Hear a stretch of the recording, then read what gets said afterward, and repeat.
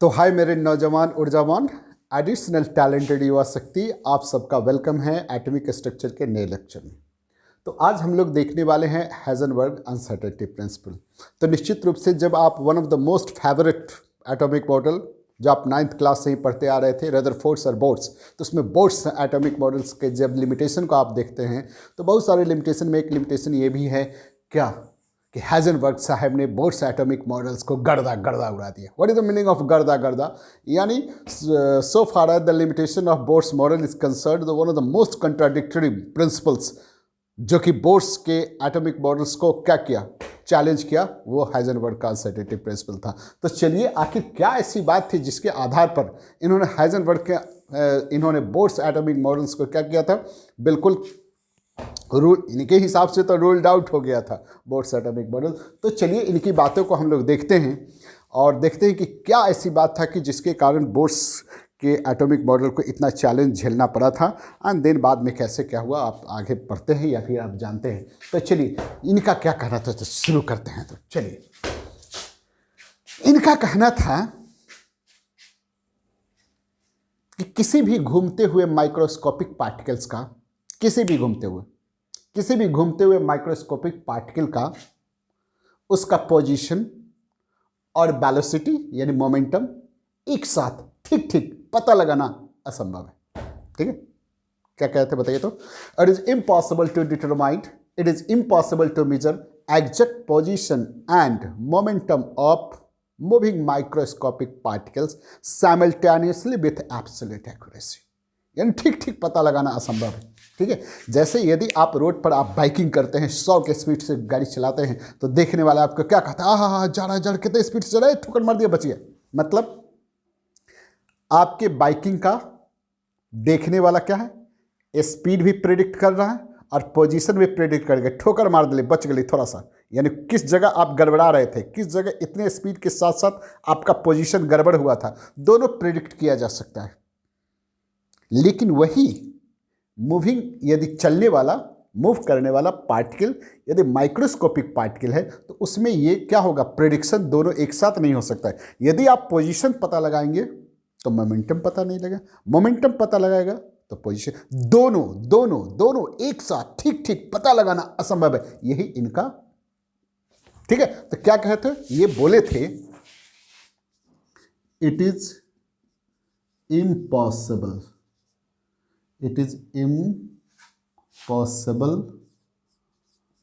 to measure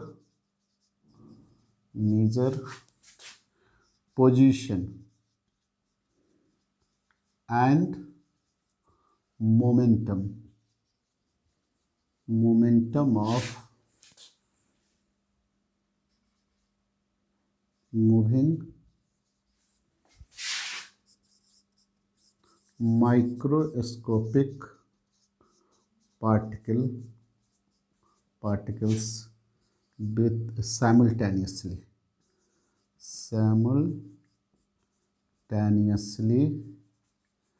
with absolute accuracy। पता तो लगवे करेगा सर, पता क्यों नहीं लगेगा, लग जाएगा, लेकिन पता लगाना नहीं है, क्या करना है, एब्सोल्यूट एक्यूरेसी, एकदम ठीक ठीक पता लगाना है। पता क्यों नहीं लग जाएगा, पता हाँ अंदाज से तो पता लग ही जाएगा, ये पता लगेगा तो वो पता नहीं, वो पता तो भाई साहब दोनों पता लगाना है। और क्या करना है, absolute accuracy. It is impossible to determine position momentum of moving microscopic particle simultaneously with, और अपने स्टेटमेंट को उन्होंने ऐसे कहा था कि the product of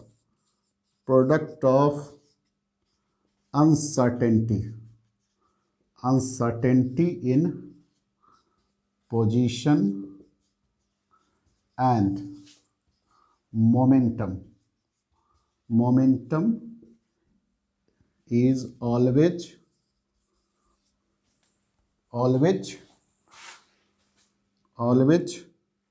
constant and is equal या greater than h/4 पाई। इनका ये दोनों लाइन था अपनी इसी लाइन को उन्होंने मैथमेटिकली ऐसे कहा था, the product of uncertainty position and moment is always constant, is always constant is equal और ग्रेटर देन, यानी अपने स्टेटमेंट को ऐसे बोल रहे थे, ये डेल्टा पी ग्रेटर या equal than a constant value h/4π। ठीक है, इनकी बात समझ रहे हैं। कह रहे हैं कि यदि कोई इलेक्ट्रॉन न्यूक्लियस के चारों ओर ऐसे चक्कर काट रहा है, ठीक है, तो इसका पोजीशन का मतलब कि वेयर इट लोकेटेड, कहाँ है ये, ठीक है। साथ साथ इसका मोमेंटम यानी एम भी, ठीक है, एम भी मतलब मोमेंटम तो आप समझ रहे हैं, एम भी पी इक्वल टू एम भी, यानी मोमेंटम या वेलोसिटी, यानी कहाँ है और कितने स्पीड से जा रहा है। जैसे आपको हम बताए थे, ये प्रिडिक्ट कर लेना नहीं है, निकालना है। कैसे? विथ एब्सोल्यूट एक्यूरेसी, ठीक पता लगाना असंभव है, ठीक है। यानी पोजीशन पता लगेगा तो मोमेंटम पता नहीं लगेगा, मोमेंटम यदि पता लगेगा तो पोजीशन पता, दोनों एक साथ ठीक पता लगाना असंभव है, ये इनका कहना था। तो चलिए ये अपने इसी स्टेटमेंट को वो ऐसे कर रहे हैं कि प्रोडक्ट ऑफ यहाँ डेल्टा एक्स क्या है, अनसर्टेनिटी पोजीशन, ये क्या है, अनसर्टेनिटी मोमेंटम इक्वल और greater then a constant value h/4π। अपने इसी लाइन को मैथमेटिकली ऐसे कहे थे कि the product of uncertainty position and momentum is always is constant and कितना, इक्वल या ग्रेटर देन होता है कांस्टेंट 4π, जहाँ डेल्टा एक्स आपका क्या है, uncertainty in position, delta P आपका क्या है, अनसर्टेनिटी इन मोमेंटम, ठीक है। यदि डेल्टा एक्स एम डेल्टा भी इक्वल या ग्रेटर देन h/4π, ठीक है, ऐसे हम लोग लेते हैं। और मैथमेटिकली क्वेश्चन या न्यूमेरिकल बनाते समय हम लोग क्या करते हैं भाई साहब, ये इक्वल लेकर के बनाते हैं, ठीक है। तो ये आपका रहा क्या चीज़, चलिए कॉपी कीजिए।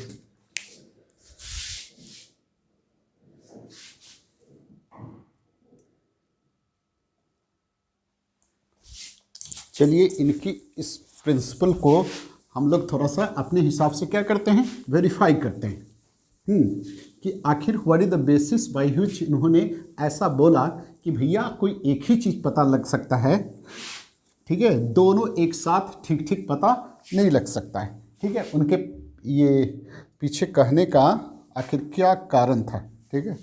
तो चलिए देखते हैं, नज़र आ रहा है पूरे। तो चलिए इनके इस प्रिंसिपल का हम लोग वेरिफिकेशन करते हैं, वेरिफिकेशन करते हैं। दो तरीके से हम लोग इनका वेरिफिकेशन करेंगे, एक उन्हीं के बताए हुए मैथमेटिकली और दूसरा एक्सपेरिमेंटली।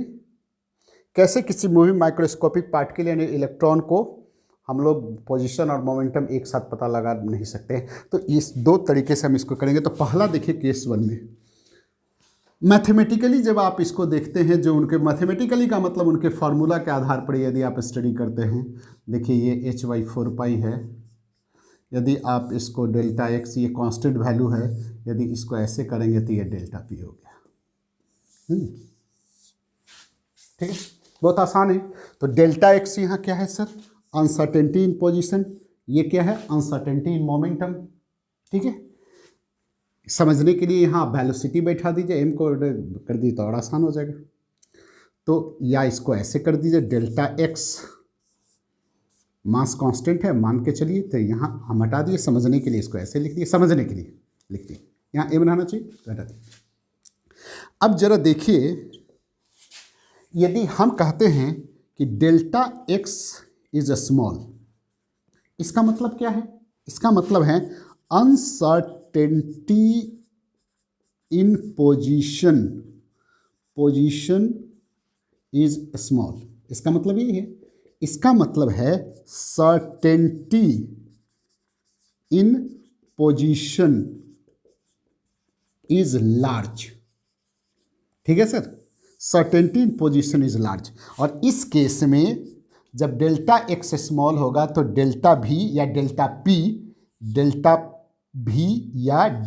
पी ये क्या होगा, लार्ज होगा।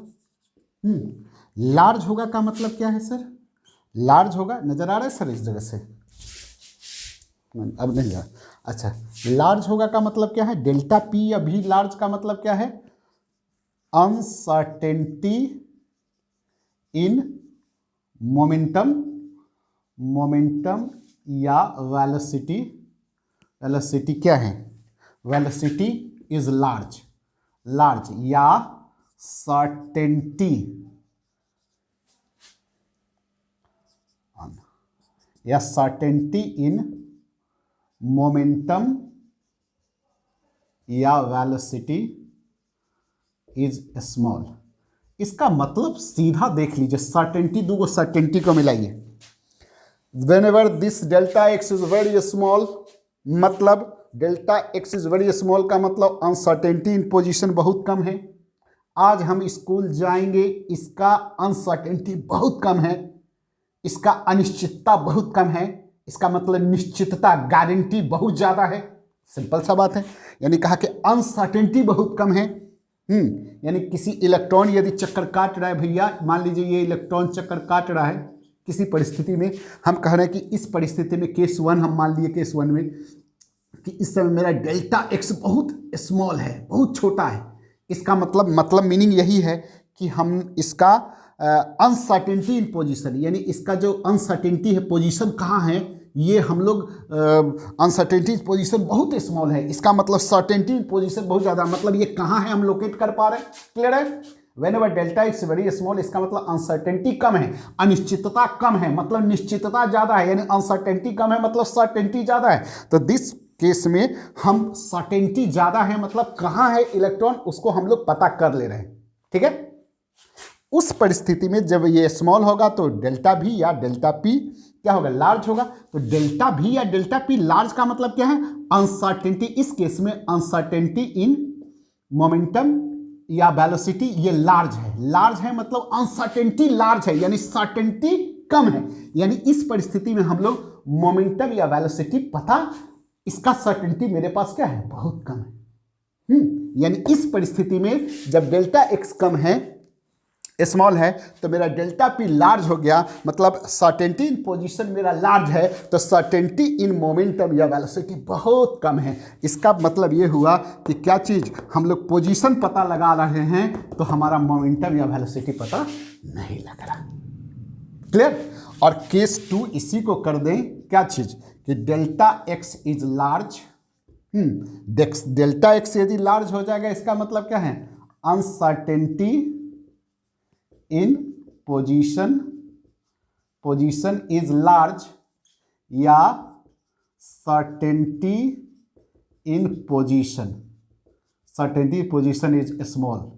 देख रहे हैं सर, यानी इस समय मेरा क्या चीज़ का सर्टेनिटी, पोजीशन का सर्टेनिटी बहुत कम है, तो इस परिस्थिति में क्या हो जाएगा, delta p 10, delta p is equal to small, मतलब uncertainty, uncertainty in momentum, momentum is small या certainty, certainty in momentum is large, large. तो अब उसी को थोड़ा सा उल्टा कर दे कि डेल्टा एक्स यदि लार्ज है, डेल्टा एक्स यदि लार्ज है, अब इसको हटा दीजिए, हम कह रहे हैं कि डेल्टा एक्स क्या है, लार्ज है, लार्ज है मतलब अनसर्टेनिटी इन पोजीशन बहुत ज़्यादा है, यानी सर्टेनिटी पोजीशन का बहुत कम है, मतलब अभी हमको पोजीशन पता नहीं लग रहा है। ठीक है, डेल्टा एक्स ज़्यादा है मतलब अनसर्टेनिटी बहुत ज़्यादा है, मतलब सर्टेनिटी बहुत कम है, यानी पोजीशन हमको पता नहीं लग रहा है। तो उस समय क्या हो जा रहा है, उस समय क्या हो जा रहा है, डेल्टा पी मेरा स्मॉल है, मतलब पोजीशन का, मोमेंटम का अनसर्टेनिटी बहुत कम है, यानी सर्टेनिटी बहुत ज़्यादा है, मतलब मोमेंटम पता लग जा रहा है नहीं। यानी इस परिस्थिति में क्या होगा, पोजीशन हमारा पता नहीं लग रहा था तो मोमेंटम पता लग रहा था। पहले केस वाले में हमारा पोजीशन पता लग जा रहा था, तो मोमेंटम पता नहीं लग रहा था। केस 1 में मेरा क्या था, यानी हमारा पोजीशन पता लग रहा है, अनसर्टेनिटी पोजीशन स्मॉल, यानी सर्टेनिटी बहुत ज़्यादा था, पोजीशन का सर्टेनिटी ज़्यादा था, तो मोमेंटम का सर्टेनिटी कम था। दूसरे वाले केस में हमारा पोजीशन का सर्टेनिटी कम था, तो मोमेंटम का सर्टेनिटी ज़्यादा था। इसका मतलब क्या है, एक सर्टेन हो रहा है तो दूसरा दूसरे का सर्टेनिटी कम जा रहा है।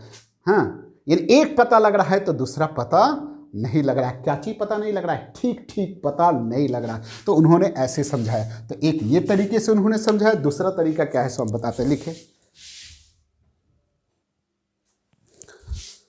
दूसरे तरीके से आप अपने बात को, उन्होंने अपने बात को नहीं, हाइजेनबर्ग ने अपने स्टेटमेंट को, अपने प्रिंसिपल को दूसरे तरीके से उन्होंने जस्टिफाइड किया या वेरीफाइड किया। कैसे किया सो जरा देखिए। उसने कहा कि भैया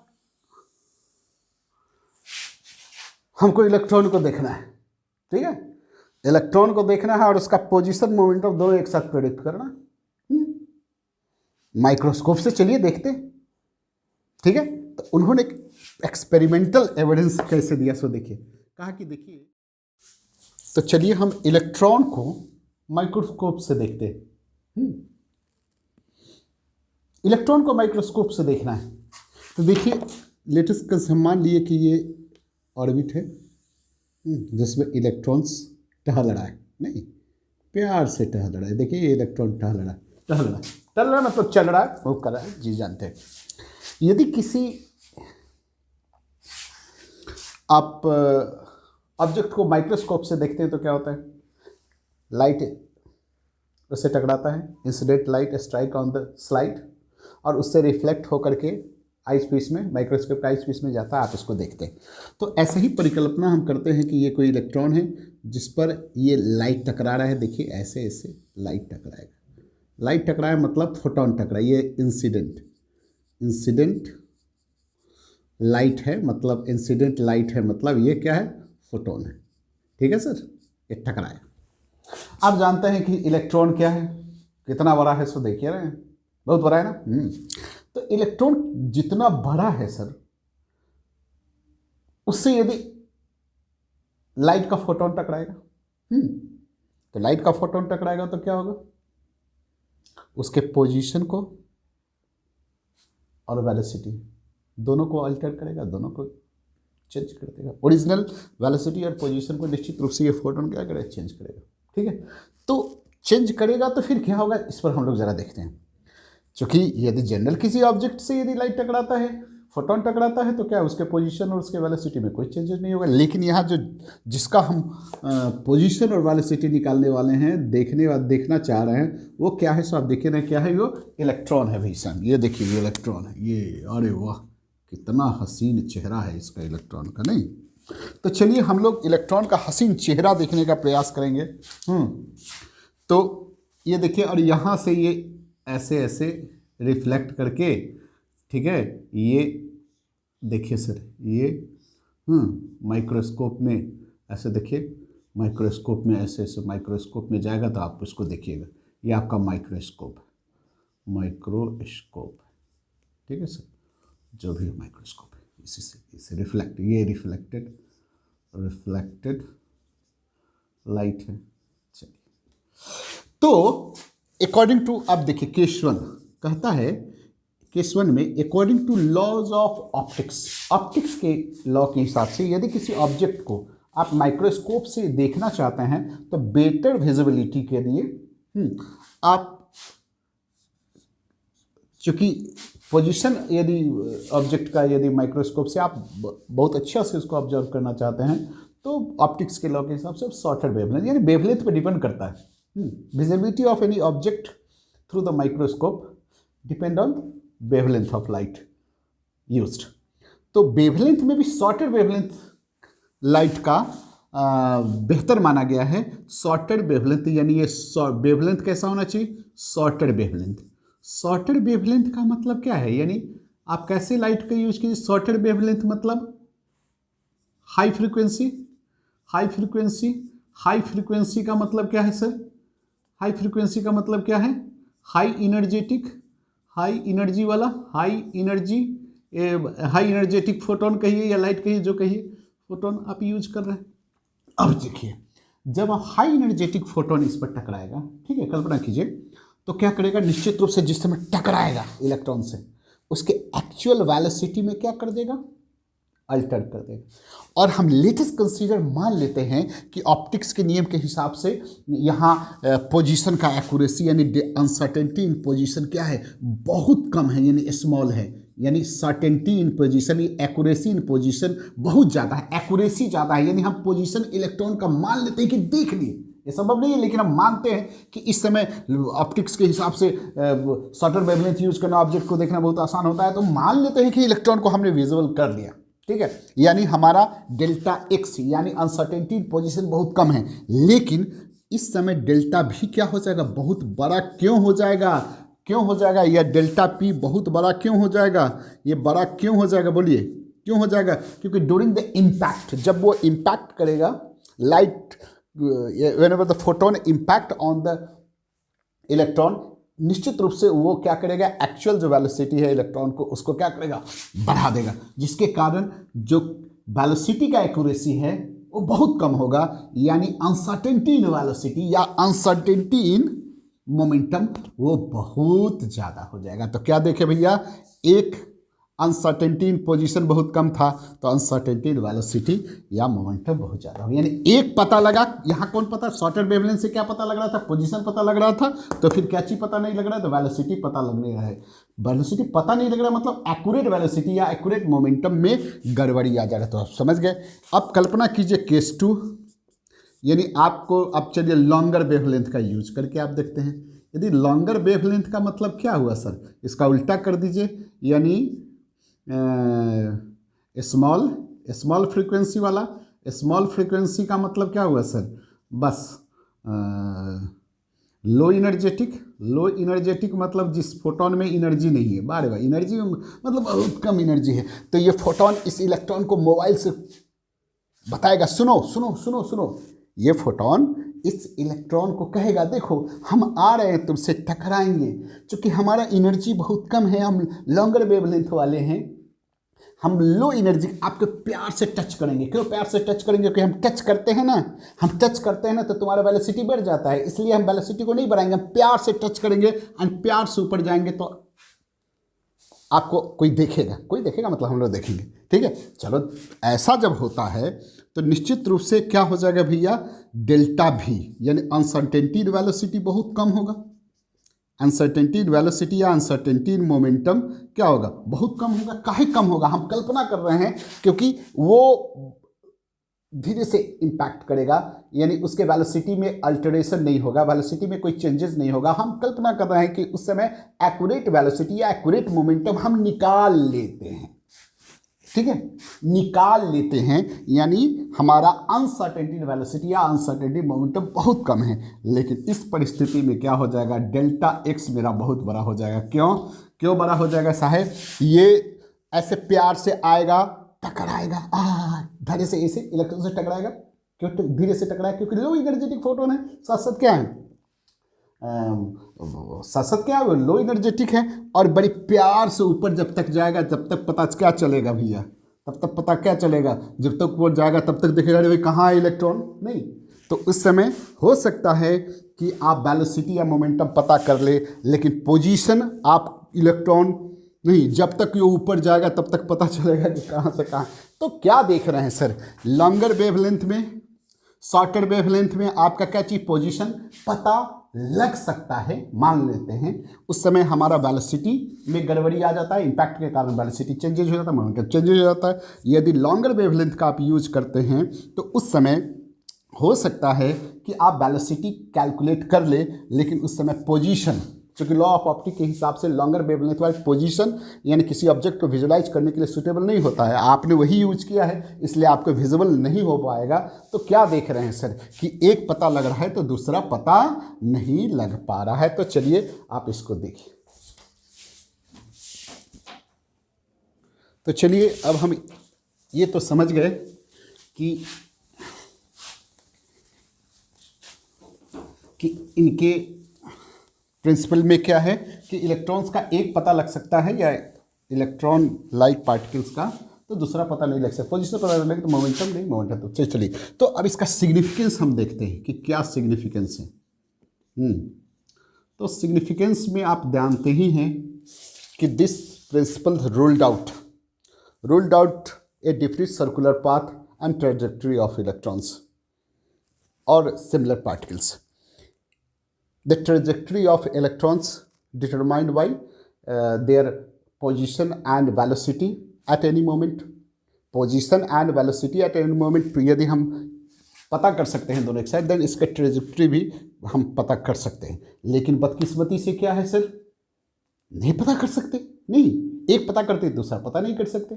तो नहीं कर सकते तो फिर क्या होगा, फिक्स सर्कुलर पाथ या ट्रेजेक्ट्री क्या होगा, ये रूल्ड आउट हो जाएगा। ठीक है, ये नहीं एक्सेप्ट नहीं होगा। तो चलिए आगे इस पर थोड़ा सा बहस करने से पहले हम देखते हैं कि कोई बॉडी है, ठीक है। तो एक चीज आप ध्यान में रखिए कि this principle applicable only for moving microscopic particle only. Moving microscopic particle नहीं। बिगर बॉडी का हम लोग पोजीशन और मोमेंटम सब कुछ, ट्रेजेक्ट्री सब कुछ आसानी से पता कर सकते हैं सर। नहीं, दोनों एट ए मोमेंट हम लोग पोजीशन और वेलोसिटी डिटरमाइन कर सकते हैं, ट्रेजेक्ट्री भी पता कर सकते हैं। ये ज़्यादा ठोकर मार देता है, नहीं, सब कुछ पता कर सकते हैं, पाथ पता कर सकते हैं। लेकिन यहाँ क्या है, स्वामी देखिए ना कि एक पता लगता है दूसरा नहीं पता चलता है। तो नहीं लगता है तो फिर क्या कर सकते हैं कि हम लोग के लिए इसका कोई सिग्निफिकेंस नहीं है। बिगर बॉडी या मैक्रोस्कोपिक पार्टिकल के इसका कोई सिग्निफिकेंस, किसके लिए सिग्निफिकेंस है, तो इलेक्ट्रॉन वाले के लिए। तो आप लिख सकते हैं कि this principle applicable only for, यानी significance only for microscopic particle. Microscopic particle significance किसके लिए है, माइक्रोस्कोपिक पार्टिकल ओनली। ठीक है, ये ध्यान में रखेंगे। इसको हम लोग जस्टिफाइड करेंगे कि एक बॉडी ऑफ मास 1 मिलीग्राम का यदि हम यूज करते हैं, है ना, 1 मिलीग्राम मतलब इतना केजी का 10⁻⁻⁶ का, और उसका हम यदि डेल्टा एक्स और m डेल्टा वी ये निकालते हैं, ठीक है, तो delta x into delta we ऐसे करके आप निकालते हैं। ठीक है सर, तो देखिएगा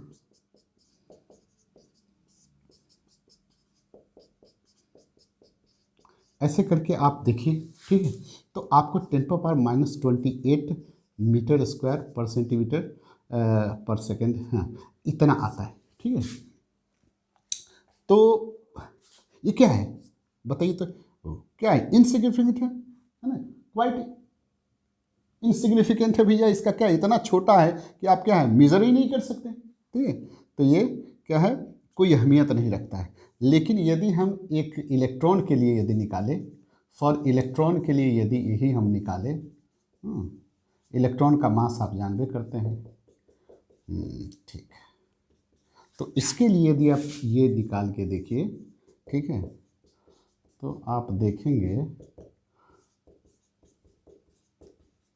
चलिए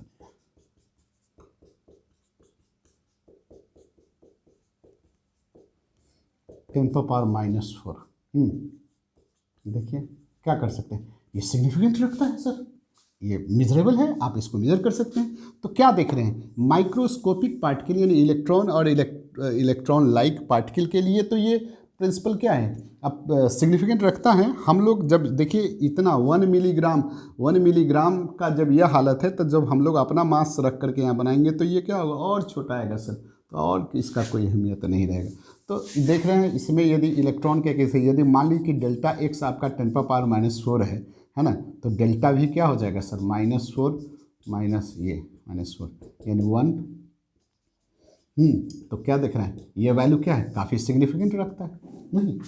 तो इस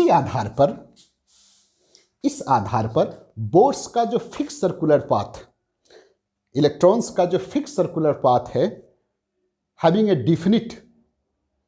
डेफिनिट पोजीशन एंड मोमेंटम्स, ये प्रिंसिपल रोल्ड आउट हो जाता है। और इसीलिए यहाँ एक नया टर्मिनोलॉजी यूज होता है, और बाद में वो क्वांटम मैकेनिक्स का ये एक बेस तैयार करते हैं। और इसीलिए यहाँ एक टर्म यूज होता है, probability having position and momentum.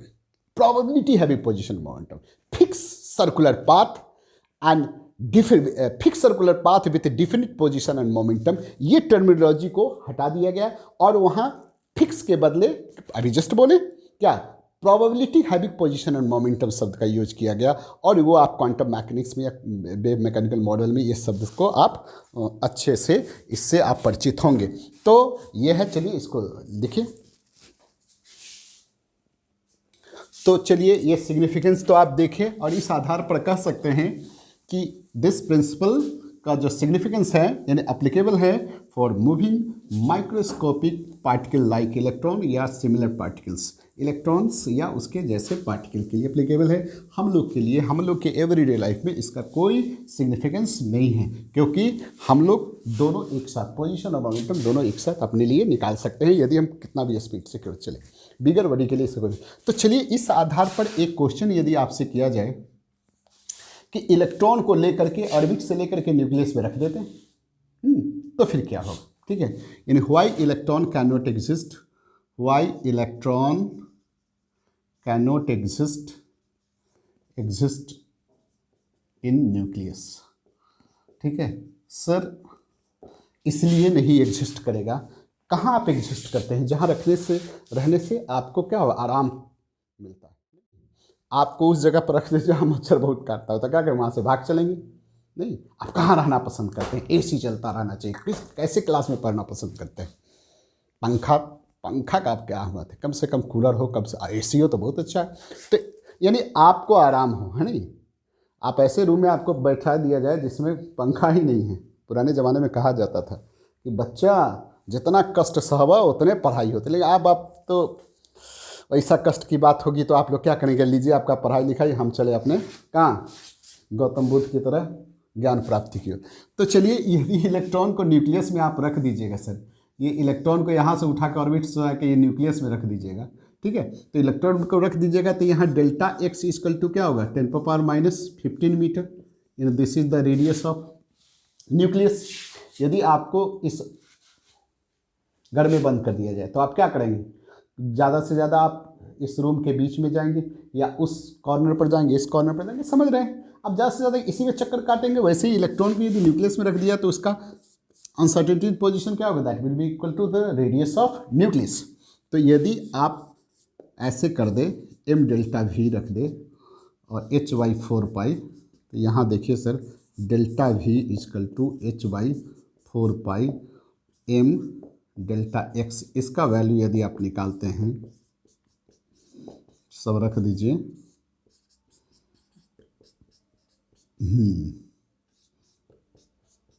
Electron का मास केजी में रख दीजिए, तो ये इससे ऐसे रख दिए, तो देखिए ये जो आता है 5.77 इंटू 10⁻10 मीटर पर सेकेंड है। बताइए तो लाइट से भी बहुत बड़ा हो गया भैया। और आप आइंस्टाइन को जानते हैं कि लाइट के बराबर यदि किसी सब्सटेंस का वेलोसिटी होगा इट कन्वर्टेड टू एनर्जी, और ये तो लाइट की ऐसी की तैसी, लाइट से भी बहुत ज़्यादा हो गया। तो आप समझ सकते हैं हमारा जो अभी तक का नॉलेज है उस हिसाब से ये जस्टिफाइड नहीं हो रहा है। हाँ, उस हिसाब से ये लाइट से भी कई गुना ज़्यादा स्पीड इसका बढ़ जाएगा। That's why electron can not exist in nucleus, whenever it try to exist in nucleus तो एनर्जी में कन्वर्ट हो जाएगा, ऐसी की तैसी हो जाएगा। तो इलेक्ट्रॉन अपना ऐसी की तैसी नहीं करवाना चाहता है, that's why it can not exist in nucleus. तो चलिए इसको कॉपी कीजिए, इस पर कुछ क्वेश्चन आपको बना दें। चलिए हम कुछ क्वेश्चन है, बड़ी सिंपल सा क्वेश्चन इससे होता है, कोई इसमें बहुत ज़्यादा प्रॉब्लम रहता नहीं है। बस इसमें आप प्रेसीजन, प्लस माइनस, ऐसे ही कुछ शब्द को आपको क्या करना होगा, क्लैरिफाई करना पड़ेगा। जैसे देखिए ये क्वेश्चन हम लिखे हैं, जो साधारण से क्वेश्चन हर बुक में मिलता है। इलेक्ट्रॉन है जिसका स्पीड दिया हुआ है, जिसका अनसर्टेनिटी इतना है, तो कह रहा है पोजीशन निकालिए। पहला क्वेश्चन देख लीजिए, इसमें देखिए पहले क्वेश्चन में देखिए भी दिया हुआ है, भी दिया हुआ है कितना, 300 मीटर पर सेकेंड, ठीक है, इतना मीटर पर सेकेंड दिया है। जिसका डेल्टा भी क्या होगा, डेल्टा भी ये भी है जिसमें अनसर्टेनिटी 0.02%, ये दिस इज भी, उसमें भी आपको नहीं डालना है, वहाँ भी का अनसर्टेनिटी डालना है ना, अनसर्टेनिटी नहीं, वेलोसिटी या स्पीड डालना। तो हम लोग यहाँ क्या करेंगे, 300 का, ये तो उसका वेलोसिटी है, उसमें हमारा अनसर्टेनिटी क्या है, 0.02% है, ठीक है, ये मेरा हो गया। तो फिर क्या निकाल देना है, पोजीशन लिखा delta x m delta v equal to h by 4 pi, ठीक है सर, ये आपको निकालना है, ठीक है। डेल्टा एक्स निकालना है, एम आपका कितना दिया हुआ है, मास इलेक्ट्रॉन का है, तो इलेक्ट्रॉन का मास आप रख देंगे, कितना रख देंगे पता ही है इतना। डेल्टा वी, ये डेल्टा वी आप ऊपर से ये देखिए, ये 0.02/100 ये हो गया। एच का वैल्यू 6.6 इंटू 10⁻34 इंटू 4 इंटू 3.14, देखिए ये हो गया। ये डेल्टा एक्स का वैल्यू आप कैलकुलेट कर लीजिए, देन आपका क्वेश्चन बन गया। मेन क्या था, आपको ये निकालना था, ओके, ये निकाल लेंगे तो then put the value get the result. दूसरा क्वेश्चन देखिए, दूसरा क्वेश्चन भी ऐसे ही है। इलेक्ट्रॉन है जिसका, प्रोटॉन है जिसको एक्सेलरेट किया जाता है, यानी उसको स्पीड इतना दिया जाता है, कितना 3 × 10⁻7 मीटर पर second. If the velocity can be measured, velocity जो हुआ है कैन बी मेजर्ड, जो एक्सेलरेट तो कर दिया गया इतना 3 × 10⁻7 से, जिसमें उसके वेलोसिटी में जो अनसर्टेनिटी आया, उसके प्रिसीजन में, उसके एक्यूरेसी में जो प्लस माइनस आया, मतलब अनसर्टेनिटी आया, वो कितना था 0.5%। तो डेल्टा वी का आप क्या कीजिएगा, 3 × 10⁻7 का 0.5% कर दीजिए, फिर वही हो गया, ये फिर हो गया। Then delta x into m delta v, just इसके जैसा ही आप इसको क्या करेंगे, फिर यहाँ रख देंगे।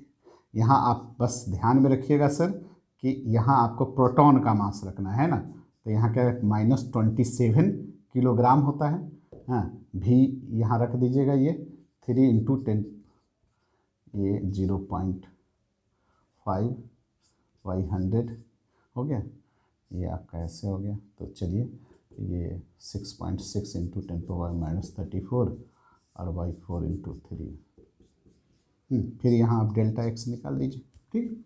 यहाँ केवल ये वैल्यू क्या था, यहाँ इलेक्ट्रॉन का मास था, यहाँ प्रोटॉन का मास, और जस्ट शब्दावली टर्मिनोलॉजी में अंतर है। अनसर्टेनिटी वाज 0.02%, यहाँ क्या है, प्रिसीजन में प्लस माइनस है ना, यानी अनसर्टेनिटी है।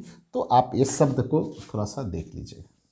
तीसरा क्वेश्चन देखिए, तीसरा क्वेश्चन क्या कहता है, calculate the uncertainty velocity of electron. Mass दे रहा है 200 किलोग्राम, नहीं 2000 ग्राम है, जिसका डेल्टा एक्स यानी पोजीशन, पोजीशन क्या है, पोजीशन में है, देखिए whose position known to be accuracy, जो पोजीशन आप निकाले हैं known to be accuracy, accuracy में क्या है प्लस माइनस है, यानी दिस इज अनसर्टेनिटी। नहीं, जो पोजीशन निकाले हैं क्वेश्चन में देख रहे हैं, अनसर्टेनिटी वेलोसिटी निकालना है एक बॉडी का जिसका मास है 2000 किलोग्राम, जबकि उसका पोजीशन में, पोजीशन के एक्यूरेसी में प्लस माइनस है 10 पिकोमीटर। प्लस माइनस का मतलब अनसर्टेनिटी, 10 पिकोमीटर है, 10 पिकोमीटर मतलब पीएम का मतलब हो गया कितना, 10 × 10⁻12 मीटर, यानी ये -11 मीटर हो गया। तो ये डेल्टा एक्स हो गया, delta x into m delta v HY 4 आपको डेल्टा एक्स हो गया कितना 10⁻11, एम हो गया 2000, डेल्टा वी 6.6 इंटू 10⁻34, 4 इंटू 3.14, यही डेल्टा भी आप क्या कर लीजिएगा, कैलकुलेट कर लीजिएगा सर, देन बन जाएगा। तो ऐसे ही क्वेश्चन रहता है, ऐसा कुछ इसमें विशेष कुछ रहता नहीं है। तो चलिए सर, ये रहा आपका हाइजेनबर्ग अनसर्टेनिटी प्रिंसिपल, और ये आपको बेस तैयार करके देंगे। क्या चीज़ का बेस तैयार कर देंगे, वेव मैकेनिकल मॉडल का बेस तैयार करके आपको देंगे। तो चलिए नेक्स्ट वीडियो में हम लोग नेक्स्ट लेक्चर में कुछ नए टॉपिक का डिस्कशन करेंगे। तो तब तक के लिए जय हिंद, जय भारत, मिलते हैं, बाय।